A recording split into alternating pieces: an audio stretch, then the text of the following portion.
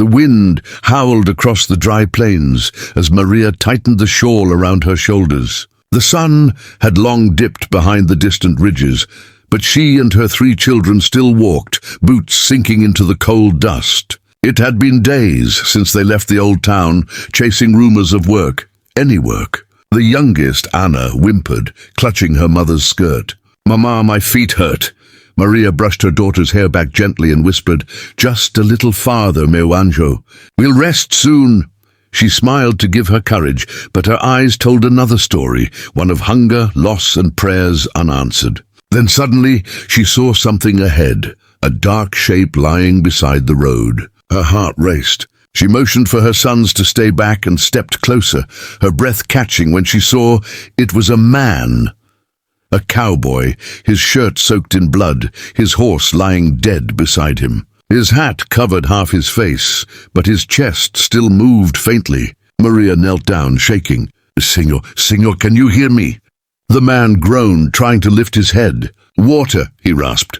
Without thinking, Maria pulled the small tin flask from her bag and lifted his head. "Easy now," she whispered, letting a few drops touch his lips. His hand brushed hers, rough, trembling, but alive. "Who did this to you?" she asked, glancing around the empty desert. "Rustlers." "Took my cattle. Left me for dead," he muttered, his eyes closing again. Maria looked at her children, frightened, but trusting her completely. She made her choice right there. "Help me," she told her eldest boy. Together, they dragged the wounded cowboy onto the cart they used for their few belongings. It took nearly an hour to reach the abandoned cabin she'd found 2 days earlier, half rotted but still standing. Inside, she cleared a place by the fire and laid him down. "You'll be safe here," she murmured, more to herself than to him. The night grew colder, but she didn't sleep. As her children huddled near the fire, Maria sat beside the stranger, cleaning his wound with the last of her boiled water. When he stirred and winced in pain, she whispered softly, "Rest, cowboy. You're not dying tonight." For the first time in years, she felt something she hadn't dared to feel, purpose. The storm outside raged on, but inside that small broken cabin, 2 lost souls, a widow with nothing left, and a man, nearly gone, had crossed paths under God's silent watch. Morning came soft and grey, the light crawling through cracks in the cabin walls. The smell of smoke and boiled oats filled the air. Maria sat near the small fire, stirring the pot with a wooden spoon, her eyes fixed on the man lying on the cot. He was still pale but breathing steady now. His coat lay torn beside him, and she'd cleaned what she could, wrapping his arm with the last of her linen. Her son João peeked from behind her. "Mama, will he die?" She shook her head gently. "Not if we pray hard enough." A moment later the man stirred, groaning low. His eyes fluttered open, deep blue filled with confusion. Where am I?" he whispered. Maria turned, her voice calm but firm. "You're safe, senor. I found you on the road. You were bleeding bad." He blinked, trying to remember. "You should have left me there." "I got nothing worth saving." She smiled faintly, shaking her head. "No man is nothing if he's still breathing." He tried to sit up, but pain shot through him. Maria pushed him back gently. "Don't. You'll open the wound again." He looked around the small cabin, taking in the cracked walls, the few belongings stacked neatly in the corner, and 3 small faces staring at him with wide eyes. "Your family?" he asked. She nodded. "My children. My husband died last winter. The fever took him." The cowboy's gaze softened. "I'm sorry, ma'am." She shrugged, as if sorrow had become a habit. "We make do. God gives us what we can carry." He looked down at his bandaged arm, his voice low. "You didn't have to help me. These parts ain't kind to strangers." Maria met his eyes and said quietly, "Then maybe kindness is the only thing that still makes us human."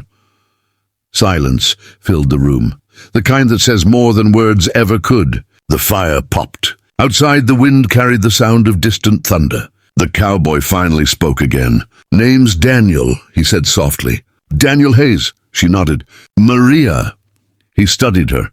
Tired eyes, strong hands, the kind of face that had seen too much and still found the strength to smile. "Maria," he repeated, as if the name itself meant something. She set the bowl of oats beside him. Eat, you'll need your strength. He hesitated, then took the spoon. It was plain, almost flavorless, but he ate it like it was the best meal he'd had in months. You've got a kind heart, he said between bites. Kind hearts don't feed children, she replied, but they keep them alive long enough to learn how. He looked at her in silence for a long moment, then said quietly, You saved me. I won't forget that. She smiled, not believing him, but grateful anyway. Outside, the clouds were breaking. Somewhere far off, a hawk circled above the hills. Inside that little shack, life, fragile and new, had just begun again. Days passed slow as honey in the heat. The wind had calmed, and the desert smelled of dry sage and wood smoke. Daniel grew stronger, each sunrise bringing a little more color to his face. At first he could barely lift a bucket. By the end of the week, he was chopping wood behind the cabin, one arm bound tight but determination shining in his eyes. Maria watched from the doorway while mending clothes, her children laughing nearby. João carried small logs to the pile, Ana chased chickens, and little Pedro tried to swing the axe when Daniel wasn't looking. "Careful there, little man," Daniel called, grinning. "That tool's heavier than it looks." The boy puffed his chest. "I'm strong, like a cowboy." Daniel laughed, handing him a shorter stick. "Then start with this one, partner." The sound of their laughter felt strange in that lonely place, like a hymn after too much silence.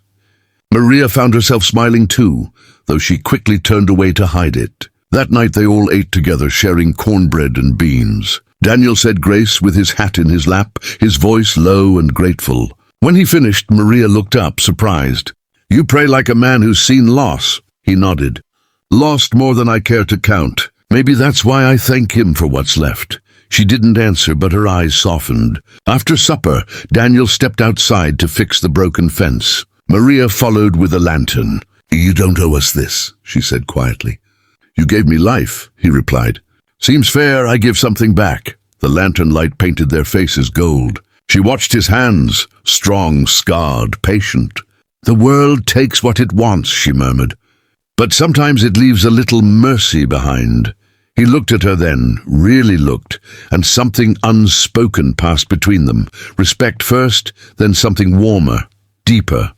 The night settled soft around them. A coyote cried in the distance, and the stars came out over the wide black sky. For the first time in years, Maria didn't feel afraid of tomorrow. And Daniel, who had spent half his life running from ghosts, found himself wishing morning would come just so he could see her face in daylight again.